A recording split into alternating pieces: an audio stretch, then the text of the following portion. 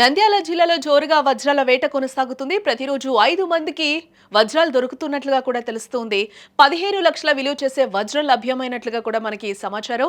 కర్నూలు జిల్లా జొన్నగిరి ప్రాంతంలోనే కాదు, నంద్యాల జిల్లా గాజులపల్లె ప్రాంతంలో కూడా వజ్రాలు వేట కొనసాగుతోంది. వర్షపు నీటి వాగులో వజ్రాలు దొరుకుతున్నాయని కూడా చెప్తూ ఉన్నారు. వజ్రాలను జల్లెడ పట్టి వెతుకుతున్నారు అక్కడున్న ప్రజలందరూ కూడా. వజ్రాల వేట అనగానే గుర్తొచ్చేది మనకు రాయలసీమ. ఒకప్పుడు రాయలసీమను రత్నాల సీమగా అభివర్ణించేవారు. ఇప్పటికే ఆ ప్రాంతాల్లో వజ్రాలు దొరికి ప్రజల తలరాతలు మారుతూ ఉన్నాయి. ఎక్కువగా కర్నూలు జిల్లాలో వజ్రాలు లభ్యమవుతూ ఉన్నాయి. ఆ జిల్లాలోని జొన్నగిరి ప్రాంతంలోనే కాదు, ఇప్పుడు నంద్యాల జిల్లా కూడా వజ్రాలకు చిరునామాగా మారుతోందని కూడా చెప్పుకోవచ్చు.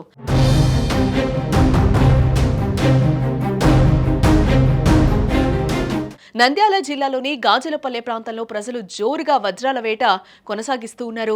ఇటీవల కురిసిన వర్షాలకు వాగులు వంకలు పొంగి ప్రవహిస్తూ ఉన్నాయి. సరిగ్గా ఈ వర్షపు నీటి వాగులోనే వజ్రాలు కొట్టుకొస్తున్నాయని స్థానికులు నమ్ముతూ ఉన్నారు. ప్రజలు తమ అదృష్టాన్ని పరీక్షించుకోవడానికి ప్రతిరోజు అక్కడికి తరలి వస్తూ ఉన్నారు. స్థానిక సర్వలక్ష్మీ నరసింహస్వామి దేవాలయం సమీపంలో ఉన్న ఈ వాగును వజ్రాల వాగుగా పిలుస్తున్నారు. ఈ వాగులోని ఇసుకను మట్టిని జల్లెడ పట్టి వజ్రాల కోసం వెతుకుతూ ఉన్నారు. కొందరు కూలి పనులు మానుకుని మరి వజ్రాల వేటకు వస్తున్నారు. ఒకవేళ వజ్రం దొరికితే తమ జీవితం మారిపోతుందని కూడా ఆశగా ఎదురు చూస్తూ ఉన్నారు. ఇప్పుడే ఒకటే దొరికింది. నేను ఈ మధ్య ఇక్కడికి వచ్చాను, గుంటూరులో ఇక్కడికి వచ్చాను, దొరికింది. ఆయన అమ్మనాడు వెళ్ళిపోయాడు. ఎంత వరకు వజ్రాలు ఇప్పుడు లభ్యమవుతాయి? ఎంత కాస్ట్ ఉండొచ్చు? మనం వచ్చి ఇప్పుడు 3 రోజులు అయింది. మన దాల్లో వచ్చాను, ఇవాళ ఒకటి దొరికింది. నిన్న ఒకటి దొరికింది. అమ్మనాడు 9 లక్షలు అడిగి అమ్మన్నాడు. ఎంత సైజు దొరుకుతుంది? ఎంత సైజ్ అన్న? ఎంత సైజ్ అయితే 9 లక్షలు. 9 లక్షలు దొరికింది. అయితే దొరికింది అమ్మన్నాడు. ఇప్పుడు ఒకటి దొరికింది 20 వేలకు అడిగి అమ్మన్నాడు, వెళ్ళిపోయాడు. 20 లక్షలు అడిగారా? 20 వేలకు అడిగా, చిన్నది. నిన్న 9 లక్షలు దొరికింది. అంతే.